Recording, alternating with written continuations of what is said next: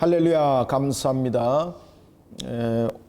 오늘은 우리가 사사기 강독, 사사기 공부 제9장 지난주 이어서 하겠습니다. 지난주 21절까지 했죠, 그죠? 9장 21절. 자, 오늘은 9장 22절에서부터 57절까지 9장을 보도록 하겠습니다. 우리가 이제 사사기를 보면 사사기는 늘 이제 반복적인 모습이 나타납니다, 그죠? 사사기가 반복적인 모습이 나타나는 것은 지금의 우리의 삶들의 모습이 마치 사사기와 같습니다. 그래서 여러분들 멀리 갈 필요 없습니다. 사사기 보면 지금의 우리의 현 주소가 보여야 됩니다. 그러니까 우리가 신앙으로 바로 세워져야 된다는 것이 얼마나 중요한지는 사사기를 보면은 알 수가 있습니다. 신앙의 중심이 무너지니까 모든 삶들 속에서 나타나는 영광조차도 함께 결국은 무너지더라라는 것입니다. 그리고 이제 사사기를 통해서 반복적으로 말씀드립니다만은 이제 사사기에서 이제 중요한 그 두 장르가 등장하죠. 하나는 삼손이고 하나는 기드온에 대한 부분들. 그리고 특히 이제 기드온에 대한 부분들은 전체적인 내용들을 볼 때에 정말로 사사로 쓰임 받기가 어려운 조건을 가지고 있는 사람 중에서 가장 대표적인 사람이 12사사 가운데 누구라고 이야기했습니까? 기드온입니다. 기드온. 그죠? 사사로서 쓰임 받기에 가장 부적합한 자가 사실은 기드온이었습니다. 다른 사사들은 사명감과 또는 그 하나의 또는 기본적인 형태를 가지고 있었지만은 기도는 그렇지 않았었습니다. 그런 사사, 그런 기도조차도 하나님은 사용하신다는 거죠. 그리고 또한 기도원이 결국은 신앙이 무너져 버리니까 온 가정이 함께 무너짐을 당했던 역사가 기도원의 사사기의 마지막 속에 그 모습이 나타납니다. 이런 속에 이제 등장했던 그의 아들 바로 아비멜렉이었죠. 그가 세겜에 두었던 첩을 통해서 태어났던 아들 아비멜렉. 아비멜렉의 이름을 통해서 우리가 이제 그 나타날 수 있는 것은 기드온이 여러 가지 이제 부분에서 이스라엘 백성들이 자신을 왕으로 추대했지만은 자신은 그러하지 않을 것이다. 왜? 하나님이 왕이기 때문에 이래 나누고 겉으로는 그래 나누고 속으로는 그가 왕이 되고 싶었죠. 그죠? 그러니까 그가 왕이 되고 싶으니까 기드온이 자신의 집에다가 무엇을 만들어 놓습니까? 금으로 되어 있던 에봇을 만들어 놨던 부분들. 특히 이제 에봇에 대한 부분들을 통해서 그는 두 가지 부분들을 자신의 중심으로 세우게 되는 거죠. 첫 번째는 신앙적 부분에서 자신에게 중심을 두게 되는 거죠. 자신이 사실은 여러분들이 잘 아시는 것처럼 그 레위 지파도 아니고 지파적 측면에서도 자신이 해서는 안 되는 일들을 지금 한 것 아닙니까? 그래서 종교적 문제에 대해서 자신에게 중심을 두게 되고 그 다음에 정치적 부분에 대해서도 자신 중심에 서게 되는 것이죠. 이 속에는 보면은 정치와 군사가 함께 있었고 이 속에 경제적 구조가 함께 있었습니다. 그죠? 왜? 자기를 통해서 모든 것을 이루어지게 만들었거든요. 이런 속에 신앙으로 바로 세워지지 못하니까 가정이 무너짐을 당하게 되는 겁니다. 그리고 또한 고대 사회 속에서는 이런 부분들은 다윗에게도 나타났습니다만은 그들에게는 일부일체라는 개념들이 그 개념 속에 없었습니다. 쉽게 이제 그 자녀들을 많이 확산하고 정산하는 것이 그들의 세력이고 그들의 또한 그 힘을 나타내는 것이고 이런 것으로 여겼고 솔로몬을 보시면은 여러분들이 보시면은 처음에 처와 첩을 뒀다 그랬지 않습니까? 그것은 결혼이라는 이 개념이 어떤 의미로 쓰임을 받았습니까? 외교 확립 수립. 국방을 외교적 측면에서 세우는 그래서 정략 결혼이라는 부분들이 고대 사회에서 굉장히 만연하게 일어났던 것입니다. 이런 속에 기드온도 예외가 아니었더라. 그러면서 그의 기드온이 아들이 몇 명이었더라? 70명 있더라. 그죠? 70명 있더라. 우리가 이제 사사기를 공부를 하고 있습니다만 사사기는 이제 전부 다 이제 언약적 관점에서 그 내용들이 지금 조명되고 있는 것 아니겠습니까? 그런가 하면 또한 이 사사기를 통해서 그의 이제 70명의 아들에 대한 내용이 나타나고 그 다음에 은 70에 대한 부분들이 함께 여기에 나타나지 않습니까? 은 70에 대한 부분들로서 기드온의 자녀들을 모두 죽이게 되었다라는 부분들. 이런 부분들을 이제 통해서 이제 우리에게 증거되어지고 있는 것은 특히 이제 이스라엘의 역사에 있어서 언약과 늘 관계되어 있는 숫자가 두 개가 있죠, 그죠? 뭐가 뭐 숫자입니까? 7과 12, 그죠? 12지파.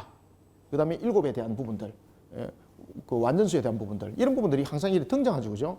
등장하는 부분들은 그런 부분들을 굉장히 강조하고 있는 것이라 이렇게 보면 되겠습니다. 그래서 기드온의 아들이 70명이 죽었다. 그 다음에 그 죽이는 것에 은 70이 사용되었다라는 것은 불의한 물질을 통해서 하나님의 모든 부분들을 이루고자 하는 부분에 대해서 불의한 부분들이 쉽게 말하면 하나님의 나라를 무너뜨린 역할을 했다는 것이죠. 그때 기드온의 아들들은 70명이라고 말하는 것은 숫자적 개념이라기보다는 상징적 의미를 지금 가지고 있습니다. 그죠? 이미 이제 우리가 알고 있기 때문에 제가 뭐 더 깊이는 말씀 안 드리겠습니다만은 그의 아들이 70명이 죽었다는 것은 그의 아들 모두가 죽었다는 이야기입니다. 그죠?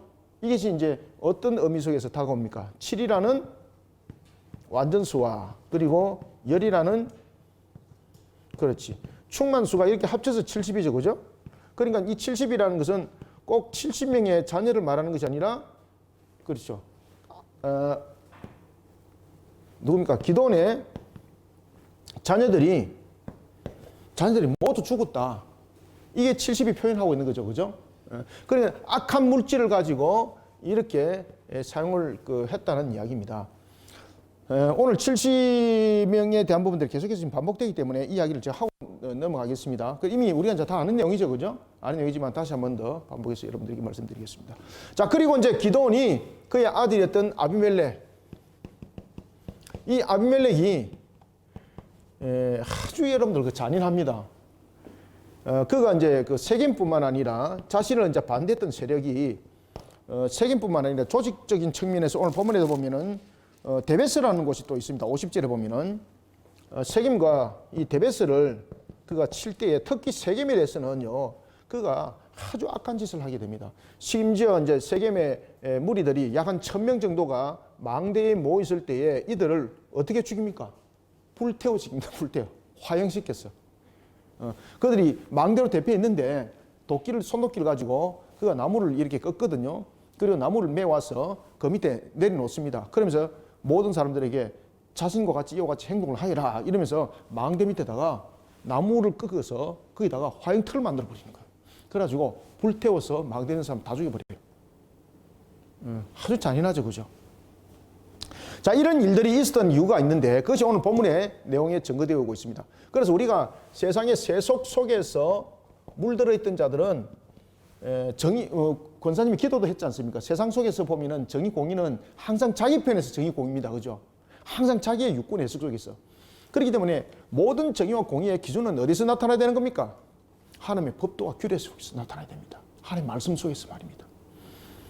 오늘 본문에도 보면은 그런 식으로 자신들의 육군 해석을 하는 거예요. 세속적 측면에서. 그래서 세속적 측면에서 이제 육군 해석을 통하여 나타나는 인물 가운데서 또 한 인물인데 그다 바로 가알입니다. 가알. 이 가알은 유대 혈족이 아닙니다. 그런데 아비멜렉은 여러분들이 이제 잘 아시는 것처럼 그가 세겜이라는 이방의 혈통이 있지만은 그의 아버지는 히브리 혈통이지 않습니까? 그렇죠? 이스라엘. 그러다 보니까 혈통적 측면에서의 이 아비멜렉, 그러니까 기드온이 얼마나 왕이 되고 싶었으면 섭의 아들이었던 아들에게 이름을 지을 때 아비라는 것은 아버죠, 그죠? 아버와 멜레크의 합성을 그랬죠. 아버는 아버지, 멜레크는 왕. 나의 아버지는 왕입니다. 이 뜻이죠, 그죠? 아비멜렉이. 그 이름 속에 기드온이 정말로 하고 싶은 그리고 자신이 차지하고 싶은 위치를 설명하고 있었는 것이죠.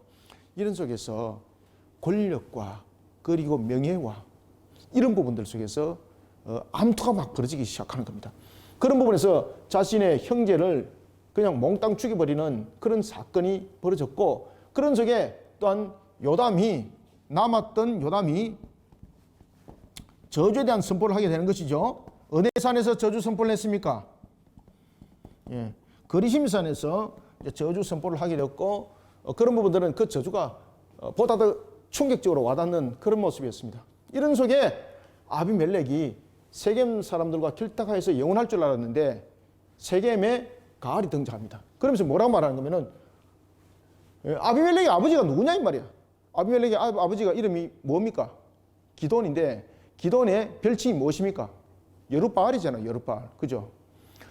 그래서 오늘 본문에도 그 이야기를 하고 있습니다. 그의 28절. 그의 아버지가 이름이 무엇이다? 여룻바알이 아니냐. 그러면은 결론적으로 봤을 때는 자신들과 대적되는 입장이라는 거죠. 자신들과. 그러면 너희들이 누구의 편에 서기를 원하느냐? 결국은 너희들이 아비멜렉을 높이는 것은 결국은 여룻바알을 높이는 것이고, 그럴 때는 결국은 우리가 그의 종살이밖에 하는 것이 더 되느냐? 우리는 신앙적으로 그리고 정신적으로 우리는 독립해야 된다. 그리고 우리가 오히려 이들을 다스리는 그러한 족속이 돼야 된다. 야, 이 소구리기, 쉽게 말하면 이게 웅변력이라든지 이런 것도 뛰어나다 보니까 사람들이 혹하면서 넘어오기 시작했습니다. 가을이 웅변술이 아마 좋았던 것 같아요. 굉장히 대중연설이 아마 좋았던 것 같습니다. 이 가을에 이 대중연설에 세겜 사람들이 혹하고 다 넘어가버리는 겁니다. 그러면서 세겜 사람들이 아비멜렉을 배반하게 되는 거죠. 이런 속에 이제 아비멜렉이 세겜 사람들에게 복수를 하게 되고, 그리고 또한 세겜뿐만 아니라 어디까지 나중에 문제가 생기게 되는 겁니까? 그렇죠. 데베스까지 자신이 치게 되는데, 여기서 요담의 저주가 데베스에서 성립됩니다. 자, 여러분들, 우리가 사사기에 보면은 여인들의 손에 의해서 죽었던 치욕적인 두 인물이 있죠. 한 인물은 우리가 이제 어디서 나타납니까? 사사기 4장에서 나타나죠. 사사기 4장에서. 4장에 보면은 그 시스라가 누구에서 죽습니까? 거기는 사람 이름이라도 등장하잖아요. 야엘이란 여인, 그죠? 야엘이란 시스라가 야엘에 의해서 죽임을 당합니다. 그죠? 오늘 본문에 보면은 제 9장에 보면은 여기에 나타나고 있는 이 아비멜렉이 그의 최후가 어떻게 되는 겁니까? 데베스를 치러 가다가 이 데베스가 이제 포위가 됐거든요. 그리고 데베스에 들어가면 하면 되는 거예요. 그런데 데베스의 그 벽을 타고 올라가는 그 전투 속에서 여인에게 이름도 없습니다. 그냥 여인이 던진 그 맷돌에 돌에 맞아서 머리가 깨져버리는 겁니다.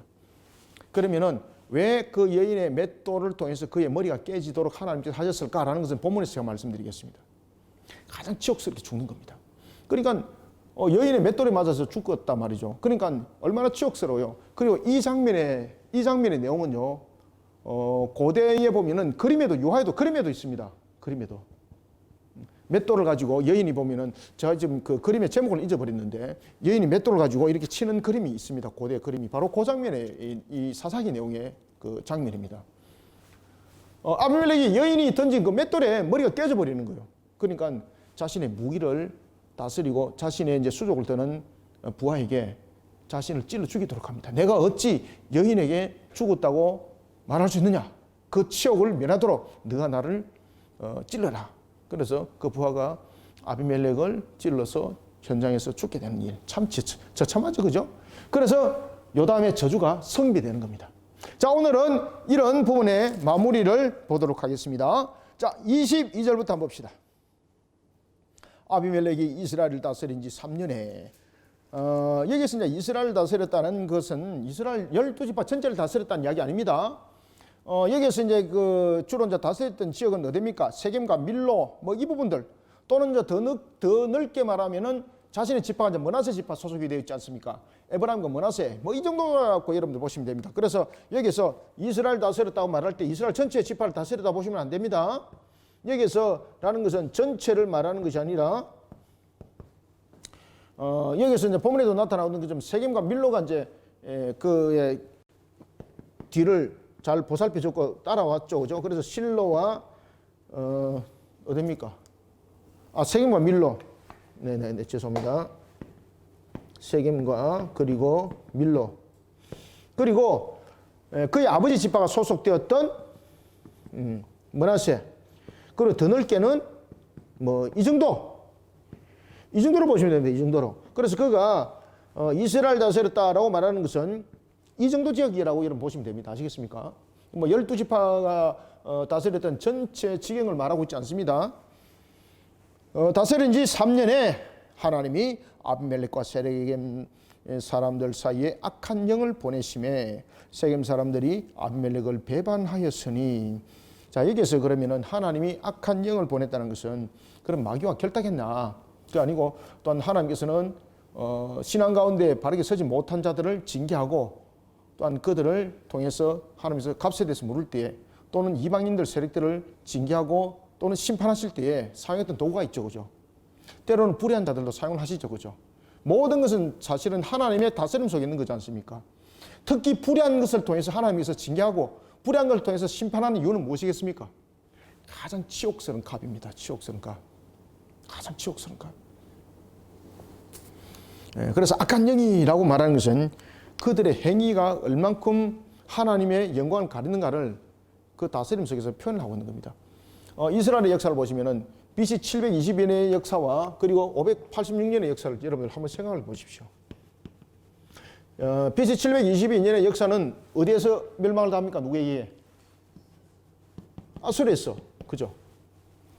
아수르에서 이제 그 멸망을 당하고, 그 다음에 586년에는 어디로부터 멸망을 당합니까? 바벨론으로부터 멸망을 당하고. 얼마나 치욕스러워요. 그죠? 이방 세력들에게, 악한 것들에게. 왜냐하면 하나님을 향한 그들의 죄가 그만큼 중하다는 이야기입니다.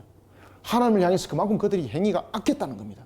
그래서 하나님께서 치욕적으로 그들을 벌하시고 징계하시고, 오늘 본문에 보면은 하나님께서 그렇게 또한 심판하세요, 여러분들. 하나님이 아비멜렉과 세겜 사람들 사이에 악한 영을 보내심에라는 것은 그들이 행했던 그 행위와 행적들이 얼마큼 악한가를 표현을 하고 있는 겁니다. 이제 이해되셨죠, 그죠? 악한 영을 보내심에 세겜 사람들이 아비멜렉을 배반하니. 그래서 여러분, 세속 사람들은 끝까지 안 갑니다. 오늘이 좋았던 사람들이 내일이 무엇이 됩니까? 그렇죠. 우리가 대체로 중국 영화 보면 그런 내용들이 많이 나타나죠. 막 같이 막 짜장면 한 그릇 막 하다가 볶음밥 한 그릇 막 하다가 갑자기 막 원수가 돼가지고 막 칼 던지고 막 이런 중국 영화 우리 옛날에 많이 봤지 않습니까? 그죠? 세상이 여러분 다 그렇습니다. 그들이 아비멜렉을 배반합니다. 세겜 사람들이 아비멜렉을 배반하였으니, 여기 배반하는데 그 중심에 지금 누가 들어서는 겁니까? 이 배반하는데 중심에 하나님께서 가알이라는 사람을 사용을 해요. 가알이라는 사람. 굉장히 가알이 웅변술이 아마 뛰어났던 것 같습니다. 앞에도 제가 말씀드렸던 것처럼. 자, 24절 봅시다. 이에 여롯바알의 아들 70명에게 저지른 포악한 일을 갚되 그들을 죽여 피 흘린 죄를 그들의 형제 아비멜렉과 아비멜렉의 손을 도와 그의 형제들을 죽이게 한 세겜 사람들에게로 돌아가게 하심이라. 세겜 사람들이 산들의 꼭대기에 사람을 매복시켜. 자, 여기서 이제 어떤 일이 벌어졌는가 하면은, 세겜 사람들이 처음에는 아비멜렉이 뭐라고 말했습니까? 당신은 우리들의 혈육이요, 똑같은 우리의 골육지친이다. 그렇게 말했잖아, 그죠? 그런데 그 말에 세겜 사람들은, 그래, 맞아. 너의 어머니가 우리 세겜 사람이니까 맞아. 그런데 그렇게 했던 그들이, 아비멜렉이 이 세겜을 그냥 자신들이 원하는 대로 두지 않습니다. 다스려야 되는 거잖아요. 고대든 현대든 다스리는 자는 무엇이 있어야지 다스릴 수 있습니까? 물질이 있어야 되잖아요, 물질이. 그죠? 그럼 그 물질은 어떻게 거둬집니까? 세금을 거둬야 되잖아요. 이때도 마찬가지였습니다. 여전히 세겜 사람들에게 조공을 받았고, 그리고 자신이 많은 군사를 조직하고 거느리려 하면은 더 많은 물질이 모아져야 되지 않습니까? 그럴 때도 보면은 많은 사람들에게 더욱더 많은 세금을 거둬들여야만이 자신의 중심이 세워지게 되는 것이거든요. 그러다 보니까 세겜 사람들이 불만이 나타나기 시작한 거예요. 이거 뭐야? 우리가 과거나 지금이나 변한 것이 아무것도 없네? 오히려 과거보다 지금이 더 못하네? 이렇게 돼버린 겁니다. 그러면서 세겜 사람들이 불만이 서서히 나타나기 시작했던 거죠. 그러다가 이제 어떤 일이 벌어졌는가 하면은, 이 아비멜렉이 세겜 사람들에게 세금을 거둬서 이들이 조공을 바칩니다. 의무적 상의했습니다. 상인들이 상거래 해가지고 남는 이익을 내고 이런 것이 아닙니다. 그냥 의무적으로 다 내야 되는 거예요, 의무적으로. 그러다 보니까 사람들이 불만이 많았죠. 그러다 보니까 또한 부유한 자들은 어쨌든 간에 이 정치와 결탁을 해서 또 부정한 방법으로 많은 물질을 취하려고 했던 사람들이 있는가 하면은, 또한 여전히 연약한 사람들은 여전히 힘든 삶을 살았겠죠, 그죠? 그러다 보니까 도적이 많이 생기기 시작했습니다. 도적이. 특히 여러분들 민심이 흉흉하고 살아가는 경제적 발판들이 굉장히 힘들어지면 무엇이 많이 생깁니까? 그 나라에 항상 도둑이 많이 생깁니다. 도둑이. 이 세겜 지역에 강도들이 벌떼처럼 막 일어나기 시작하는 겁니다. 그럼 이제 정보가 일어나기 시작합니다. 조공을 드리는 계절이 되고 그 시간이 되면은 지나가는 루트가 있었습니다. 그러면은 그 루트는 그냥 평민들이 가는 것이 아니라 군사를 항상 앞세워서 가는 거지 않습니까? 그때에 이 세겜 지역에 이 도적대들이 있었습니다. 이 도적대들이 아비멜렉에게 돌아가는 조공이 언제 어느 곳에 지나간다는 것을 알고 이들이 매복을 하는 겁니다. 매복을 해서 세겜에서 거뒀던 이 세금을 아비멜렉에 갈 때에 이 도적대들이 군사들을 전부 다 처단해버리고 그 세금을 조공을 자신들이 훔쳐서 도망가 버린 겁니다. 이런 부분들이 아비멜렉 귀에 들어가기 시작한 거죠. 얼마나 괘씸해요. 아비멜렉 볼 때. 아니 이것들이 나에게 도전해 이제 이렇게 된 겁니다. 이게. 그런데 이것이 한둘이 아니라 여러 가지 부분에서 전반적 모습이 되어버린 것이었고, 그리고 세겜 사람들이 가지고 있는 이런 불만들이 굉장히 높다는 것이 아비멜렉에게 접수가 되기 시작했습니다. 이때에 한 인물이 등장하는데 그가 누굽니까? 가알입니다. 가알이 그것을 잘 이용을 딱 하는 겁니다. 그리고 웅변설이 뛰어났던 가알이 대중을 갖다 그냥 확 휩쓸어 버리는 겁니다. 한순간에 그냥 자신에게 모든 권력들이 집합하도록 딱 만들어 버리는 겁니다. 그것이 바로 뭔가 하면은 누가 진짜 권력지친인가? 누가 진짜로 우리의 혈육인가? 우리 한번 따지고 보자. 그의 아버지가 누군가? 아비멜렉의 아버지가 누굽니까? 여룻바알이 아니냐? 기돈이라 안 그럽니다. 여룻바알이 아니냐? 여룻바알은 무엇입니까? 바알의 신상을 회파한 자로서의 그 별칭이 주어진 것 아니겠습니까? 그러면 세겜 사람들이 섬기는 우상은 무엇입니까? 바알 섬기지 않습니까? 바알. 특히 아비멜렉이 자신의 형제들을 전부 다 몰살시킬 때에 그 정치적 자금을 어디로부터 받았습니까? 바알 신녀로부터 받은 거지 않습니까? 그죠? 그러다 보니까 이 가알이 신앙적 부분에서 민족 신앙을 들고 놓았고 그 속에서 정확한 혈통은 누구로부터 일어났는가? 라는 것을 조명하기 시작합니다. 야, 이게 세겜에 그대로 내리 꽂힌 겁니다. 만약에 그 당시에 여룻바알이 세겜의 사람들에게 풍족함을 줬고 세겜 사람들에게 만족을 줬다면은 가알의 이 말이 효력이 발할까요? 효력이 발하지 않을까요? 효력이 발할 수 없어요. 그런데 당시에 이제 아비멜렉이 이제 전체를 다스린 측면에서, 그리고 그가 이제 다스리던 지역은 세겜과 밀로, 기껏 해봐야 므낫세, 에브라임이었거든요. 그러다 보니까 자신이 통치하려고 하는 그 부분에서 여러 가지 부분에서 자금들이 필요하다 보니까 세겜이라든지 밀로 이런 부분에서도 세금을 징수해야 될 것은 뭐 기정사실이었던 것이죠. 그런 측면에서 이 세겜 사람들의 불만이 점점 커졌던 것입니다. 이게 뭐야? 그러면서 이제 가알의 그 입장에 들어서기 시작했던 거예요. 그러면서 여룻바알의 아들이었던 아비멜렉을 배반하게 되는 겁니다. 자, 봅시다. 이제 대충 이해를 하셨죠? 24절, 25절 한번 봅시다. 이에 여룻바알의 아들 70명에게 저지른 포악한 일로 갚되 그들을 죽여 피 흘린 죄를 그들의 형제 아비멜렉과 아비멜렉의 손을 도와 그의 형제들을 죽이게 한 세겜 사람들에게 돌아가게 하심이라. 그러니까 이게 이제 요담의 예언의 선포가 이루어진 것에 대해서 저주의 선포가 성취되는 것을 이제 본문은 우리에게 말해주고 있습니다. 세겜 사람들이 산들의 꼭대기에 사람을 매복시켜. 자, 여기에서 이제 산들의 꼭대기는 어디겠습니까? 여기서 산들의 꼭대기는 바로 거리심산과 에발산이죠. 그죠? 왜냐하면 이 세겜 지역이 거리심산과 에발 사이의 중간에 이게 세겜이 있었거든, 세겜이. 그래서 매복시켰다는 것은 거리심산과 에발산에 매복을 딱 시켰다는 것이죠. 그러면 지나가는 거 다 보이잖아요. 그죠? 그래서 세겜 사람들이 산들의 꼭대기에 사람을 매복시켰다는 것은 거리심과 에발 중간에 위치하고 있는 그 속에 세웠다는 것이고, 그리고 여기서 이제 산들은 두 산, 거리심과 에발산을 말하고 있는 것입니다.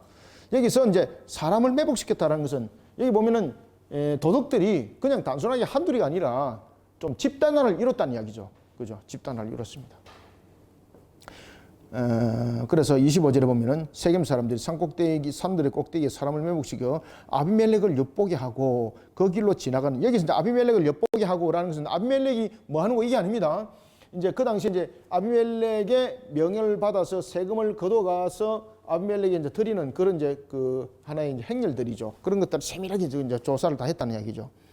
엿보게 하고 그 길로 지나가는 모든 자를 다 강탈하게 하니 정부에 내는 세금을 이제 가로채는 거예요.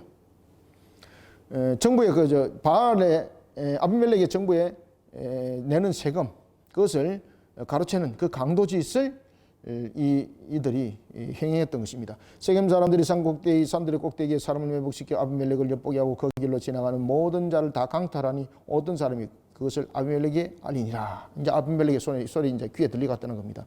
이때 이제 가알이라는 한 인물이 세겜 사람들을 휘어잡았던 것입니다. 에베스의 아들 가알이 그의 형제와 더불어 세겜에 이르니 세겜 사람들이 그를 신뢰하니라. 어떻게 신뢰했을까요? 그죠? 결국은 이제 누가 정말로 혈육이고 누가 정말로 우리를 생각해주고 우리를 도와주는가 한번 보자라는 것이었습니다. 그 속에 이제 홀까닥 넘어가는 겁니다. 27절 그들이 밭에 가서 포도를 거두어다가 밟아 짜서 연회를 베풀고 그들의 신당에 들어가서 먹고 마시며 아비멜렉을 저주하니. 그래서 가알이 굉장히 그 웅변수를 뛰어났죠. 그런 속에 이제 자신들의 현실과 그리고 또한 현재적으로 일어나고 있는 이 모든 부분들까지 비합리적인 부분들까지 이야기를 쫙 논리적으로 이야기를 했던 것이죠. 그러면서 이제 오늘 27절에 보면은 가나안 신앙의 요소가 강하게 지금 적용되고 있습니다. 그죠? 지금 여기 속에서 가나안에 대한 신앙이 굉장히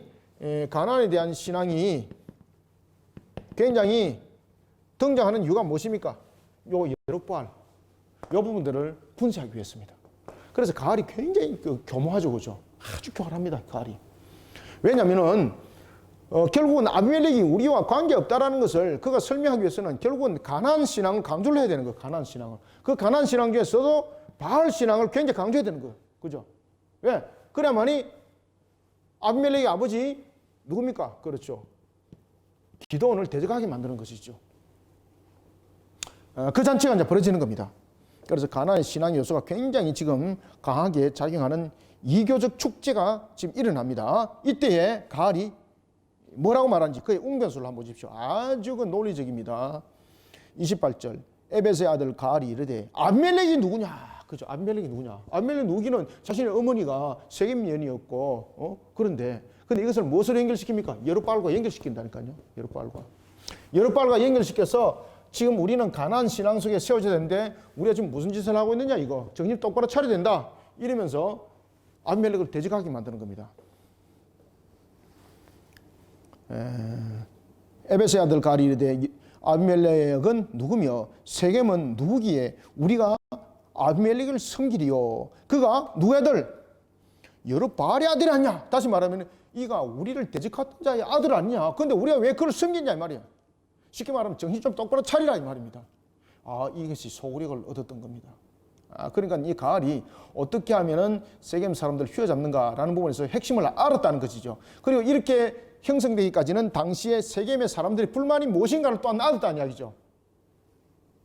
여룹바알의 아들이 아니야. 그의 신복은 서불이 아니야. 차라리 세겜의 아버지 하몰의 후손을 섬길 것이라. 우리가 어찌 아비멜렉을 섬기리요. 여기서 이제 하몰이라는 것은 여러분들이 잘 아시는 것처럼 이제 그 창세기 이제 등장하죠, 그죠? 히위 족속 가운데서 한 사람이었던 그 세겜의 초장, 세겜 사람. 이 부분들을 우리가 오히려 섬기는 것이 낫다라고 말하는 것입니다. 이 백성이 내 수하에 있었더라면 내가 아비멜렉을 제거했으리라. 내가 내 손에 정권이 있고 군사력이 있었다면 아비멜렉 벌써 날려버렸다. 와, 참 어떻게 보면 좀 시원하지 않습니까? 사이다. 우리 뭐 사이다 같은 발언 좋아한다 그러지 않습니까? 딱 여기 가알이 딱 사이다 발언을 잘하고 있습니다. 사이다 발언 잘하는 사람들 조심하셔야 됩니다, 여러분들요. 이 백성이 내 수하에 있었더라면 내가 아비멜렉을 제거하였으리라 하고 아비멜렉에게 이르되 내 군대를 정운하여 나오라 하니라. 그래서 지금 여기서 이제 아비멜렉이 돈장을 지금 던지는 겁니다. 돈장을 던지는 겁니다. 근데 실질적으로 이제 서로 간에 맞붙어 가지고 이제 아비멜렉이 박살나죠. 30절. 그 성읍의 방백 스불이. 그래서 아비멜렉이 이런 이제 그 세겜과 밀로와 그리고 므낫세와 에브람을 다스릴 때에 이 세겜 지역은 누구에게 그 권세를 줬겠습니까? 세겜 지역은 오늘 본문에 나타나고 있는 것처럼 스불에게 그 정권을 주는 겁니다. 스불에게. 스불이 마치 그 세겜의 총독처럼 활동을 하게 되는 겁니다. 이런 스불이 자신의 위치를 잃어버립니다. 누구로 인해서? 가알로 인해서 자신의 쓸자리를 잃어버리는 겁니다. 31절 사자들을 아비멜렉에게 가만히 보내어 이르되 보소서 에벳의 아들 가알과 그의 형제들이 세겜에 이르러 그 성읍이 당신을 대적하게 하니 당신은 당신과 함께 있는 백성과 더불어 밤에 일어나 밭에 매복하였다가 아침 해 뜰 때에 당신이 일찍 일어나 이 성읍을 엄습하면 가알 및 그와 함께 있는 백성이 나와서 당신을 대적하리니 당신은 기회를 보아 그에게 행하소서 하니.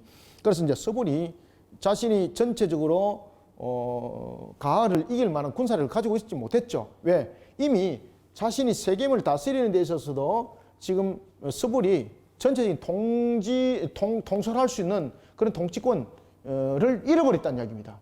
군사력까지 없는 거죠. 그래서 이제 아비멜렉의 힘을 얻어서 그가 가알을 치고 그리고 다시 세겜을 자신이 다스리는 그런 위치에 두려고 하고 있는 겁니다. 이때에 긴밀하게 그가 가알을 쳐야 됩니다. 그리고 이제 가알이 언제 나타나고 언제 이렇게 움직이는지를 세밀하게 정보까지 제공을 하는 겁니다. 그래서 쉽게 말하면 드러내어서 전쟁을 치는 것이 아니라 밤에 매복해 있다가 아무도 모르게 있다가 가알을 쉽게 쳐버리는 것이 굉장히 효과적입니다. 그 이제 전략까지 함께 이야기를 하게 되는 겁니다. 그 이야기대로 아비멜렉이 이제 매복을 하게 되는 거죠. 34절 아비멜렉과 그와 함께 있는 모든 백성이 밤에 일어나 네 때로 나누어. 그러니까 아비멜렉이 지금 보시면은 잔인하기도 했지만은 참 보면 전술에도 좀 뛰어난 것 같아요.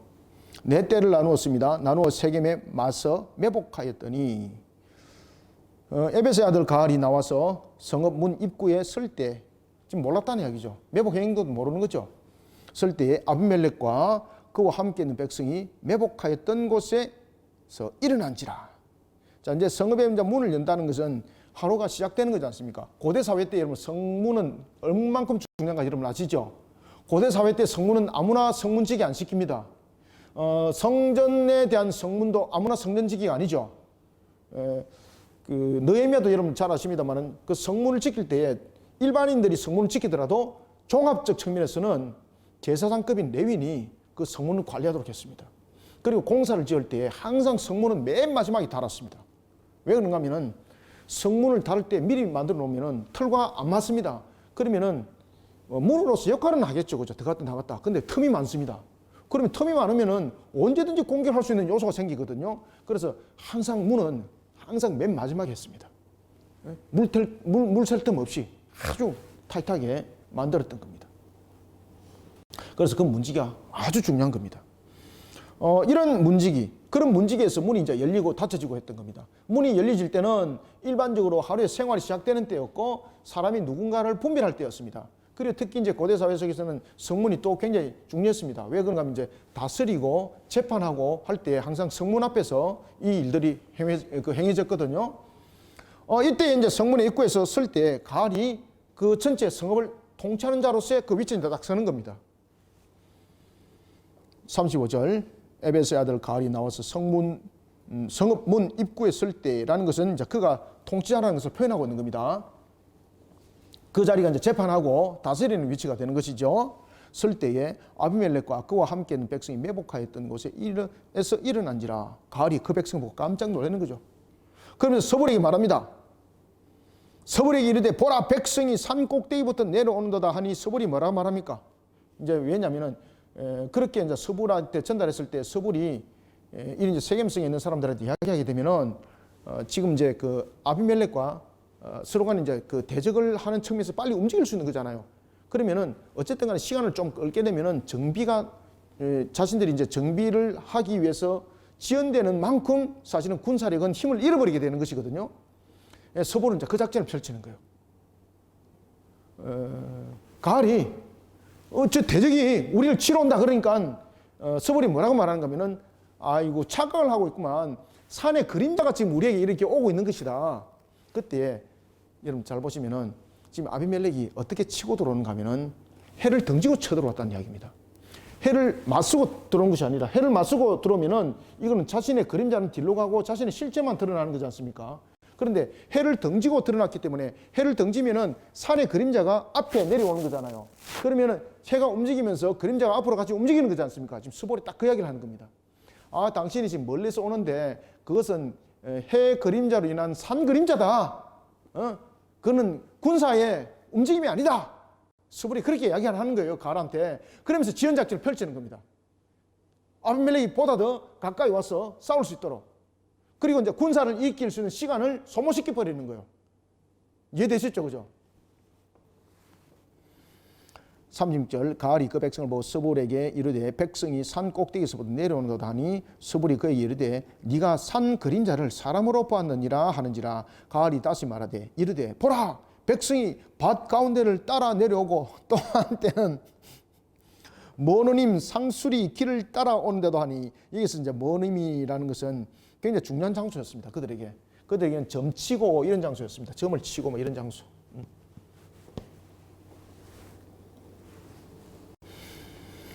38절 스불이 그에게 이르되, 자 여기서 이제 본색을 드러내는 거죠. 스불이 그에게 이르되 네가 전에 말하기를 아비멜렉이 누구에게 우리가 그를 섬기려 하던 그 입이 이제 어디 있느냐? 이들이 네가 업신 여기던 그 백성이 아니냐? 청하노니 이제 나가서 그들과 싸우라 하니. 이제 아비멜렉의 군사라는 것을 이야기를 하는 거죠. 그러니까 네가 입으로 말했던 것처럼 군사만 있으면은 내가 아비멜렉 눈에만 보이면은 다 쳐버리겠다 했던 그 말 네가 한번 해봐라. 성취해봐라. 말만 앞세우지 말고 떠들지만 말고 허풍 떨지 말고 실질적으로 그렇게 해봐라. 딱 이렇게 하는 거죠. 그러면은 그 성배에 있는 사람도 똑같잖아요. 그럼 네가 그렇게 말했으니까 그럼 네가 실천해. 이렇게 되는 것이죠. 그러니까 등에 떠밀려서 이제 놓을 수밖에 없는 가알. 군사를 때리고 놓습니다. 근데 이게 안 되는 거죠. 왜? 군사가 정비를 하기에는 너무나도 시급한 시간이었고 더 많은 사람들을 동원하기도 어려운 시간이었습니다. 자, 봅시다. 39절 가알이 세겜 사람들보다 앞서서 나가 아비멜렉과 싸우다가 아비멜렉이 그를 추격하니 그 앞에서 도망하였고 부상하여서 엎드린 자가 많아 성문 입구까지 이르렀더라. 아비멜렉은 아루마에 거주하고 스불은 가알과 그의 형제들을 쫓아 세겜에 거주하지 못하게 하니. 그러니까 이제 뿔뿔이 다 흩어져 버린 거죠. 42절 이튿날 백성이 밭으로 나오매. 자, 여기서 이제 밭으로 나온 사람들은 누굽니까? 민간인들입니다. 민간인들. 이 민간인들로 생업을 하기 위해서 아침에 밭을 향하고 있는 사람들입니다. 그런데 아비멜렉은 그도 용서하지 않습니다. 왜? 세겜에 대한 모든 사람들 그는 다 죽여버리겠다는 겁니다. 왜? 자신을 배반했다는 거죠. 그래서 아비멜렉이 그렇게 여러분들 악한 자였습니다. 밭에 일하러 온 사람까지 다 죽여버립니다.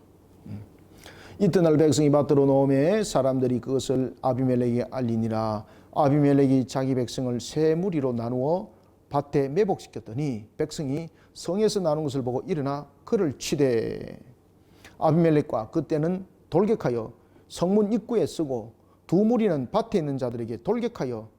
밭에 있는 자들까지 여러분 돌격하니 참이 문제죠. 그죠? 돌격하여 그들을 죽이니 아비멜렉이 그날 종일토록 그 성을 쳐서 마침내는 점령하고 거기 있는 백성을 죽이며 그 성을 헐고 소금을 뿌리니라. 자, 우리는 대체로 이제 소금 뿌리면은 어떤 의미를 가지고 있습니까? 재수 없다. 뭐 이런 거. 여기서 소금을 뿌린다는 것은 어떤 의미를 가지고 있습니까? 아마 그 비슷한 유형을 아마 가지고 있을 것 같습니다. 여기서 이제 소금을 땅에 뿌렸다는 것은 그 땅이 황폐하게 됐다는 이야기입니다. 다시 말하면은 사람이 살지 못하게 하겠다는 의미를 담고 있습니다. 아시겠죠? 그죠?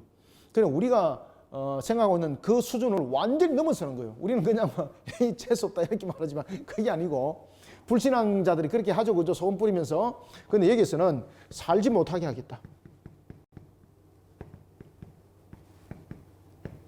그래서 소금을 뿌리는 겁니다.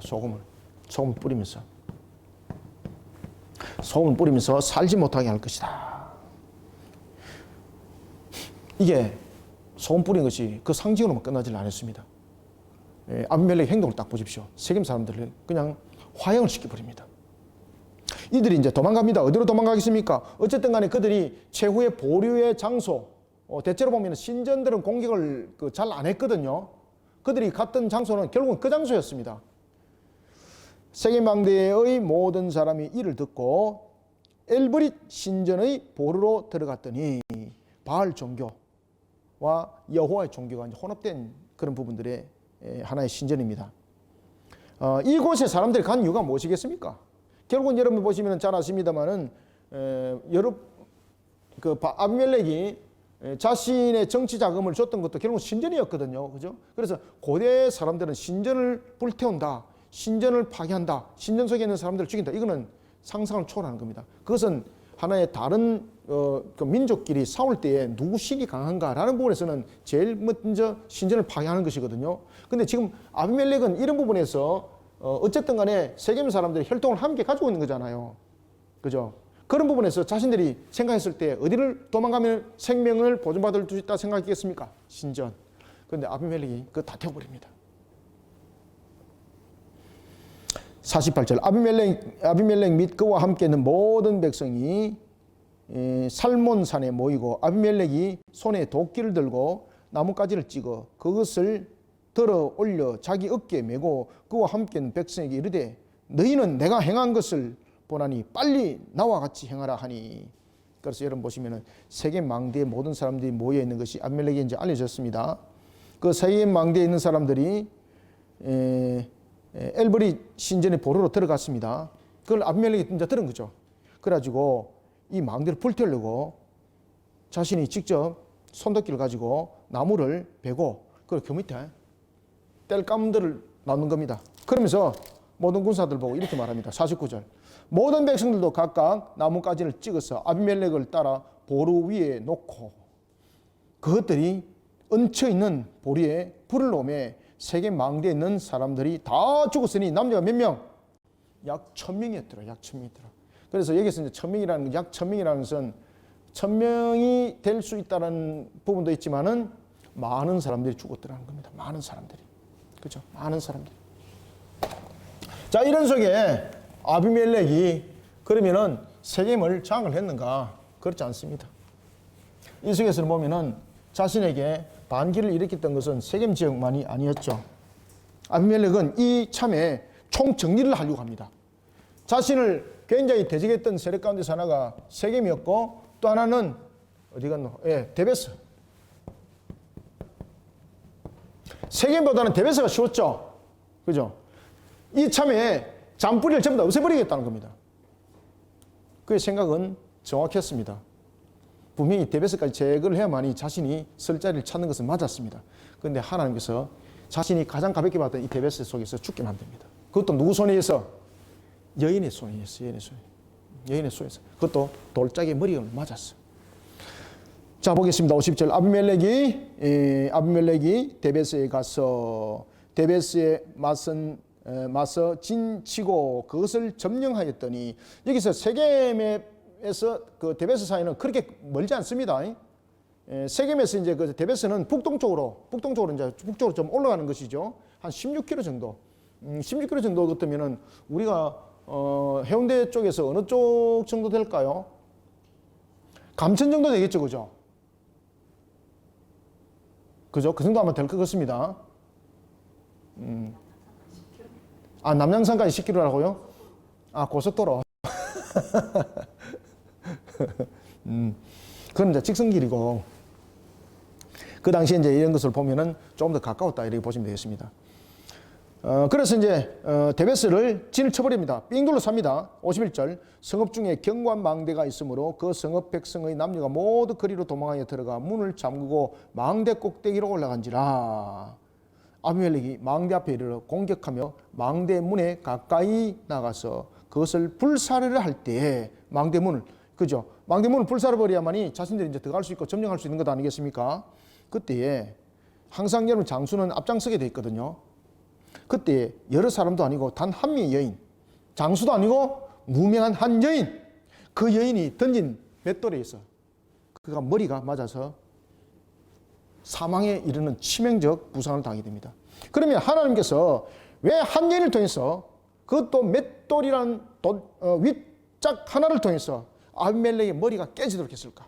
이것이 치명적 하나의 이제 죽음의 원인이 되거든요. 그것은 뭔가 하면은 하나님은 하나님의 머리 되심을 부정한 자, 스스로 이스라엘 지도자에 앉으려고 했던 자, 그 아비멜렉의 교만한 머리를 쳐버리는 겁니다. 그죠? 아비멜렉의 교만한 머리를 치는 겁니다. 교만한 자의 머리를.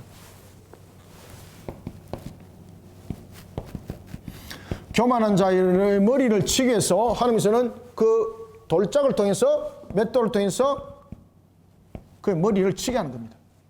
그리고 또한 그 맷돌을 통해서 머리를 치게 할 때에 누굴 통해서 유명한 여인 한 여인, 그냥 한 여인, 이름도 없는 한 여인을 통해서 그의 머리를 치게 만드는 걸 통해서 아주 치욕적인, 다시 말하면 저주의 죽음이 선포되는 겁니다.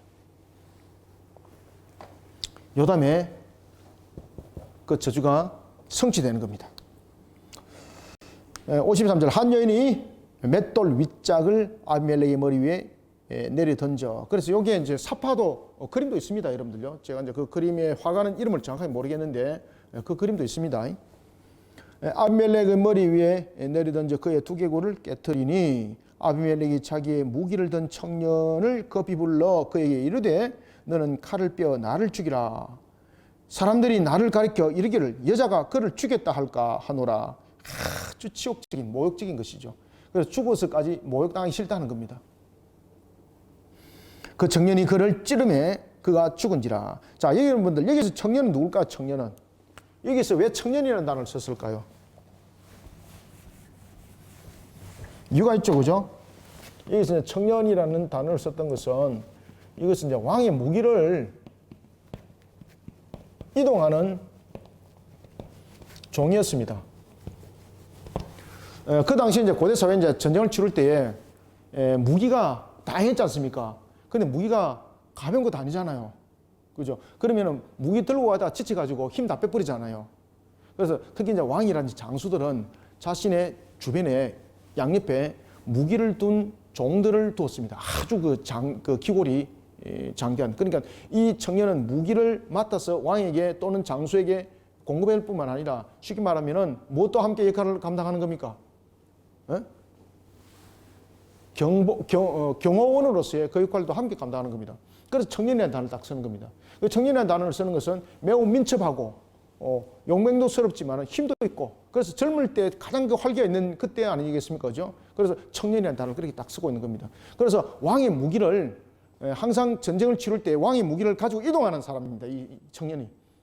이동만 할 뿐만 아니라 청년이다 보니까 민첩하고 그 다음에 용맹스럽고 힘도 있는 것이죠. 그리고 왕을 주변에서 함께 보호하는 경호로서의도 역할들을 감당했던 청년, 그 청년의 이야기를 합니다. 내가 치욕스럽게 죽느니 너가 나를 찔러 죽여라.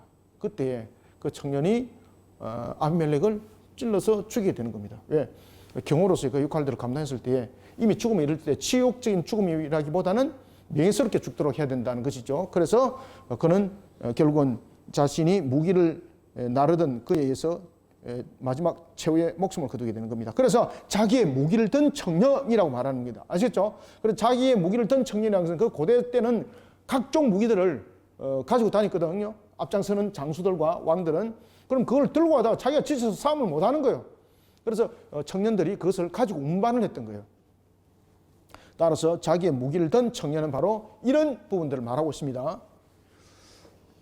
급히 불러 그에게 이르되 너의 칼을 빼어 나를 죽이라. 그래서 당시 이제 왕이나 장수들은 병기가 많았습니다. 그리고 이제 운반할 때 병기를 군사들을 거느리고 다녔습니다. 이때에 자기를 가장 신뢰할 수 있는 자죠. 병기를 가지고 있는 자가 마음이 변해버리면은 왕이나 장수는 바로 그냥 반란에 의해서 죽는 겁니다. 그래서 이 청년이라는 것은 굉장히 중요한 역할을 하고 있는 겁니다. 왕과 또는 장수들의 생명과 그 모든 부분을 함께 보존할 수 있는 역할들. 그러니까 운반하는 걸 끝나는 것이 아니라 경호의 역할도 함께 감당했던 그 청년. 나를 죽이라. 사람들이 나를 가리켜 이르기를 여자가 그를 죽였다 할까 하노라 하니 그 청년이 그를 찌르매 그가 죽은지라. 이스라엘 사람들이 아비멜렉의 죽은 것을 보고 각각 자기 처소로 떠나갔더라. 아비멜렉이 그의 형제 70명을 죽여. 그래서 이제 여기서 70명이라는 것은 그 형제 모두를 다 죽였다는 이야기죠, 그죠? 70명을 죽여 자기 아버지에게 행한 악행을 하나님이 이같이 갚으셨고 또 세겜 사람들의 모든 악행을 하나님이 그들의 머리에 갚으셨으니 여룻바알의 아들 요담의 저주가 그들에게 응하니라. 아멘. 하나님께서는 때로는 악한 자들을 사용하여서 그를 벌합니다. 그것은 바로 하나님의 공의로움이 더욱더 크게 작용을 하는 겁니다. 오늘 본문에 보면 이제 요담의 저주가 사실은 개인적인 감정이 아니라 하나님의 공의로움 속에서 발동됐다는 것을 우리가 57절에서 알 수가 있습니다. 그 당시에 이제 요담이 거리심산에서 저주를 선포했잖아요. 아비멜렉을 향해서. 쉽게 말하면은 감정이 폭발할 수 있고 감정이 유발돼서 나온 것이라고도 볼 수 있는 것인데 그것이 아니고 그 요담의 입을 통해서 하나님이 심판을 선언했던 것이죠. 그 부분들이 요담의 저주였고 그리고 그것이 하나님의 대변이었습니다. 그 대변의 그 저주의 성취를 마지막에 아비멜렉이 죽는 것으로서 치욕적으로 죽는 것으로서 그 예언의 말씀이 성취되는 겁니다. 특히 이제 세겜 지역도 함께 멸함을 당할 것이다. 서로 간에 멸함을 당할 것이라는 부분들이 요담의 입을 통해서 예언되지 않습니까? 그 예언의 성취가 모두 다 이루어진 것을 볼 수 있습니다. 자, 우리는 이제 9장을 마무리하면서 우리가 이제 더욱더 이제 깨달아야 될 것은 이와 같이 이제 우리가 하나님을 향해서 우리의 모습들을 바르게 세우지 못하면은 세상적 방법으로 세속적 방법으로 자신이 차지했던 그 권위와 권세와 그 명예는 결국은 그 권세와 그 명예와 그 권위가 자신을 오히려 올무되게 만드는 것을 우리는 볼 수 있습니다. 그죠? 결국은 그 속에서 넘어지는 자가 되었고 끝나버렸습니다. 영광이 어디 있습니까? 오늘도 우리는 사사기를 통해서 우리의 신앙의 근본들을 바르게 세워나가고 우리의 신앙들 속에서 답을 찾고 신앙들 속에서 우리의 삶들도 복된 길을 간다는 것을 알고 항상 그 중심에 여호와를 향한 신앙, 십자가 신앙 이것이 우리의 근본들이 되기를 소원합니다. 기도하겠습니다. 하나님 감사합니다. 하나님께서 오늘도 우리에게 주신 말씀 사사기 9장을 통해서 우리에게 꼴의 양식을 주시니 감사합니다. 우리가 세상을 살아갈 때도 나의 명예와 권세와 영광을 위해서 살아가는 자가 아니라 여호와께서 어떻게 말씀하시는가를 말씀의 거울에 조명하여 살아가는 자들이 되게 하여 주옵소서. 세상은 참으로 오늘도 칠면조처럼 팔색조처럼 변하고 있습니다. 오늘의 동지가 내일의 적인 것이 세상인 것을 우리는 봅니다. 나라의 정치도 그렇고 세상을 돌아볼 때 또한 그러한 것을 봅니다. 우리의 바르게 모습을 세워나갈 수 있는 것은 결국은 말씀을 따라가는 것이오니 우리가 좌로나 우로나 치우치지 아니하고 좌고 우면하지 않고 오직 정로의 바른 모습으로 세워줄 수 있도록 하나님의 말씀이 우리의 근본이고 흔들리지 아니하는 뿌리가 되게 역사해 주옵소서. 오늘도 주를 향한 말씀으로 우리의 근본들을 세워주시길 소망하며 하나님께서 일으키신 그 말씀으로만 우리가 살아가게 하여 주옵소서. 주는 살아계십니다. 말씀은 오늘도 살아계셔서 역사하십니다. 살아계신 말씀이 우리를 친히 이끌어 주시길 소망하며 예수님의 이름으로 기도드리옵나이다. 아멘.